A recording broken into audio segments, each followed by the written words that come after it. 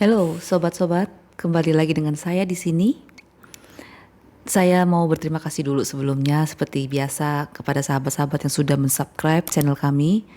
Dan saya selalu mengingatkan bagi yang belum mensubscribe, subscribe ya. Juga bisa langsung like dan klik gambar lonceng di sebelahnya. Jadi kalian tidak akan ketinggalan cerita-cerita seru yang akan kami ceritakan di sini. Untuk kesempatan kali ini saya akan kembali menceritakan sebuah kisah dari buku Mas Herwi dengan judul Hantu Caveman dan Dr. Seuss. Saya punya seorang sahabat bernama Reggie. Karena dedikasinya yang begitu tinggi terhadap pelestarian lingkungan hidup, saya memberinya gelar sang penyampai pesan alam. Suatu hari dia menelpon saya, bercerita bahwa putrinya yang masih duduk di bangku sekolah dasar mengaku melihat caveman, bahasa Indonesianya manusia gua, dalam rumahnya di kawasan Jakarta Selatan. Saya bercanda kepada teman saya itu, si Regi. Pasti anakmu bahasa Inggrisnya bagus dan belajarnya di sekolah internasional ya. Regi keheranan dan bertanya, emang kenapa? Karena kalau anak-anakmu hidup di daerah Jawa Tengah atau Jawa Timur, maka mereka tidak akan menyebut hantu yang dia lihat itu dengan sebutan caveman, tapi gundurwo. Saya menduga bahwa yang dilihat anak itu pastilah hantu dengan penampakan besar dan penuh rambut atau bulu. Memang penampilannya mirip dengan tokoh manusia purba yang tinggal di gua pada film Caveman yang lagi populer di kalangan anak-anak perkotaan saat itu. Untuk menyelesaikan masalah ini, beberapa hari kemudian saya berkunjung ke rumah Regi. Suasananya nyaman dengan kolam renang di halaman belakang. Dapurnya luas dan peralatannya juga sangat lengkap. Mencerminkan pribadi Regi yang menjiwai memasak makanan sehat. Untuk mendeteksi kemungkinan keberadaan makhluk gaib apapun di daerah tersebut, hal yang pertama saya lakukan adalah berjalan berkeliling rumah dan halaman dengan telanjang kaki. Setelah itu, saya duduk di gazebo di sebelah kolam renang. Saya mulai berdoa dan berhening.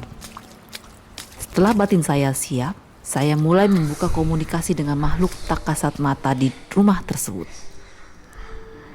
Rupanya dugaan keberadaan makhluk gaib di rumah tersebut benar. Tepatnya sering berada di halaman belakang rumah. Yang saya jumpai pertama hanya satu makhluk gaib. Dari sekilas penglihatan batin saya, sosoknya memang tinggi besar dan berbulu panjang. Masuk akal juga kalau putrinya Regi menyebutnya seperti manusia goa alias caveman. Tapi saya tidak tahu apakah sosok tersebut termasuk golongan arwah manusia atau bukan. Setelah menyapa, makhluk gaib caveman tersebut mengaku sudah lama sekali menghuni di rumah tetangganya. Ia sebenarnya tidak menetap di rumah Regi, melainkan keluar masuk antara rumah Regi dan rumah tetangga sebelah kiri. Pertanyaannya, kenapa dia baru beberapa hari ini sering masuk keluar ke rumah Regi? Setelah bertanya kepada Regi, saya jadi maklum. Ternyata rumah tetangga sebelahnya yang dulu rumah kosong itu sekarang sedang dibongkar dan direnovasi. Bahkan tanahnya digali untuk ruang garasi bawah tanah. Pantas saja kalau penghuni dalam tanahnya terganggu dan mengungsi ke tetangga sebelah. Dari keterangan Regi, tetangga belakang rumahnya juga kosong. Setelah saya pantau, ternyata penghuni gaibnya juga seringkali menyeberang halaman. Kejadian rumah kosong yang dibongkar yang memaksa penghuni gaibnya mengungsi ke rumah tetangga semacam ini, nantinya akan saya temui beberapa kali. Saya tidak bisa mengobrol panjang lebar dengan makhluk gaib yang suka mengungsi dari rumah tetangga sebelah tersebut karena ada anak-anak dan beberapa orang yang sedang menunggu untuk makan malam bersama. Situasi yang tidak terlalu nyaman untuk berlama-lama ini membuat saya tidak tertarik lagi untuk menanyakan riwayat mereka. Seperti siapa sebenarnya mereka? Kenapa bisa terperangkap di tempat tersebut? Seperti biasa, langsung saja saya tawarkan mereka untuk berdoa bersama agar bisa meneruskan perjalanan jiwanya. Dan syukurlah mereka setuju dan dengan ajakan saya tersebut.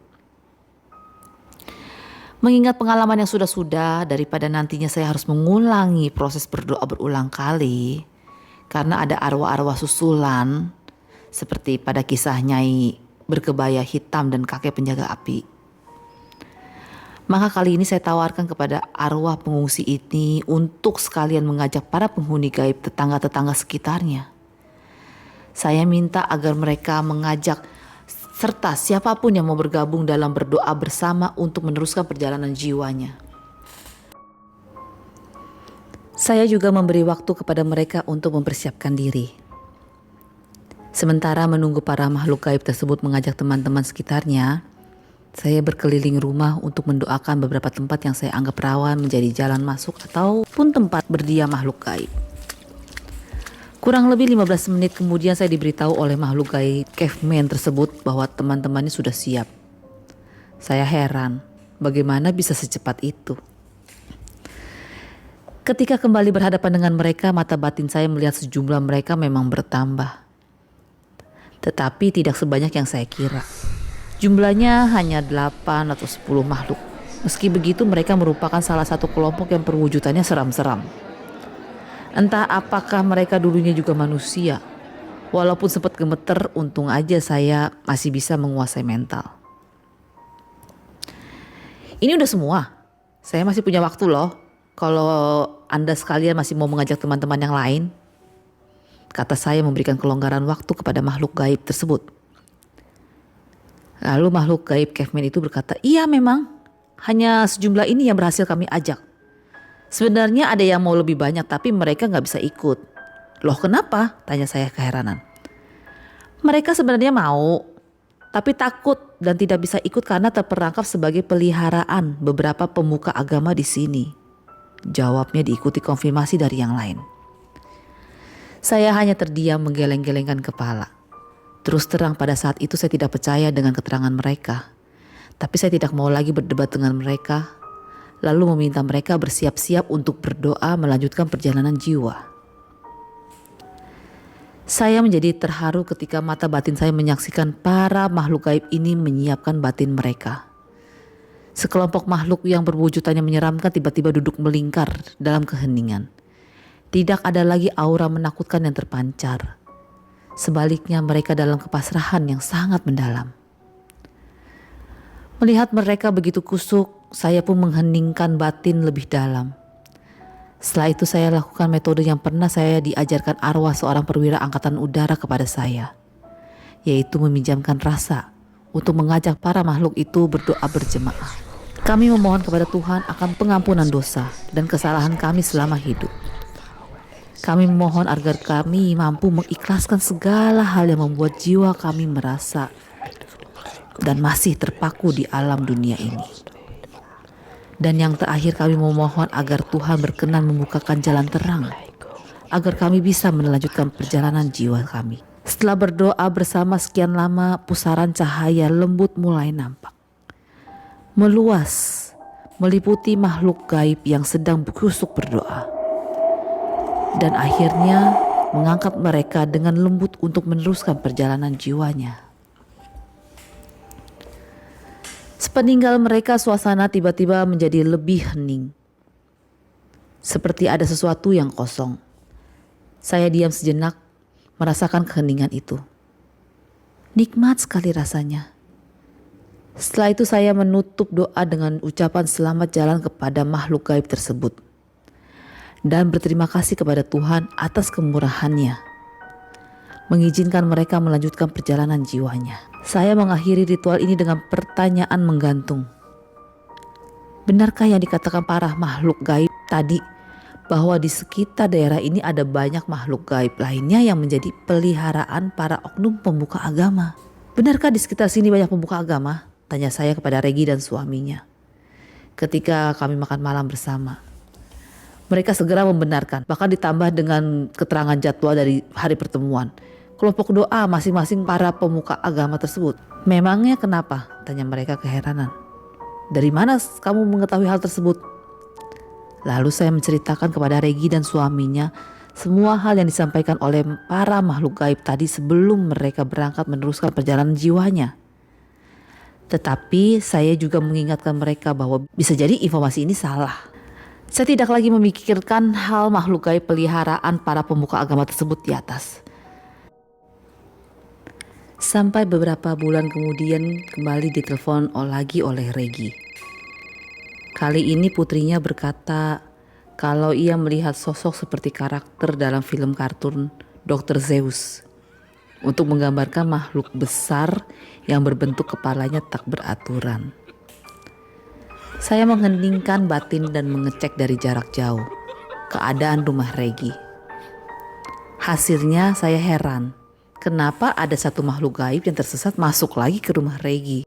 Sesampai di rumah Regi, saya langsung mengheningkan diri, berdoa dan membuka komunikasi dengan makhluk gaib tersebut. Anehnya, walaupun wujudnya menakutkan, tapi sebenarnya ia tidak bermaksud jahat. Saya bertanya dari mana dan sedang apa dia di rumah Regi. Dan jawabannya segera mengingatkan saya kembali ke informasi makhluk gaib peliharaan para oknum pemuka agama. Makhluk gaib Zeus ini tersebut mengaku sebagai salah satu makhluk peliharaan seorang oknum pemuka agama setempat. Karena merasa tidak betah lagi dimanfaatkan oleh oknum pemuka agama tersebut, ketika kebetulan ada kesempatan, dia melarikan diri. Sebenarnya dia takut kalau tertangkap kembali dan dihukum siksa. Sampai akhirnya merasa menemukan tempat yang dianggap aman untuk berlindung, yaitu rumahnya Regi. Saya tidak tahu pasti mengapa makhluk gaib tersebut menganggap rumah Regi sebagai tempat yang aman. Walaupun begitu, mata batin saya melihat gerak-geriknya memang masih ketakutan. Takut-takut kalau ketangkep lagi oleh oknum pemuka agama majikannya. Untuk itu saya tidak mengulur-ngulur waktu lagi dan langsung mengajaknya untuk memulai ritual doa pertobatan dan meneruskan perjalanan jiwa. Dan entah kenapa prosesnya begitu mulus. Saya hampir-hampir tidak menyadari saat arwahnya menghilang, sudah meneruskan perjalanan jiwanya terhadap Tuhan.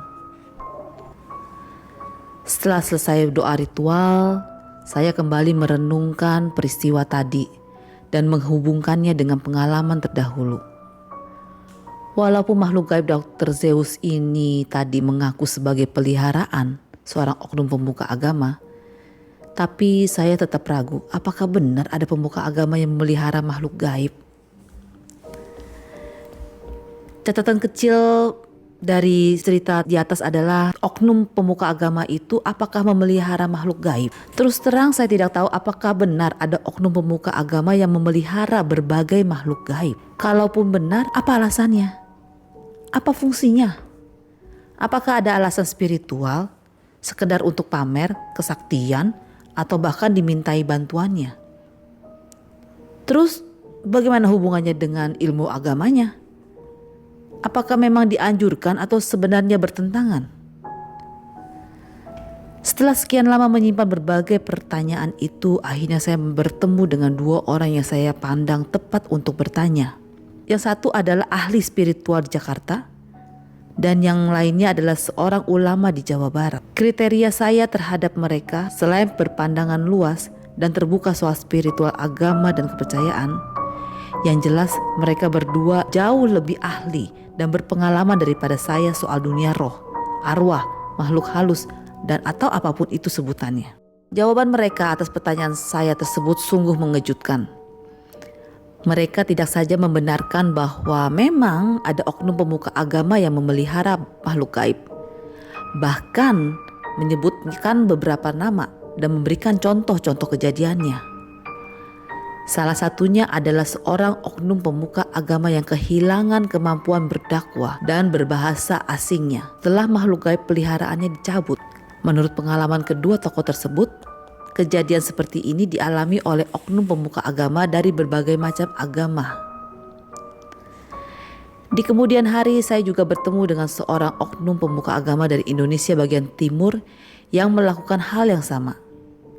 Yang ini lebih gila lagi. Dia menggunakan makhluk gaibnya ini antara lain untuk bersaing, mempengaruhi dengan para pemuka agama lainnya.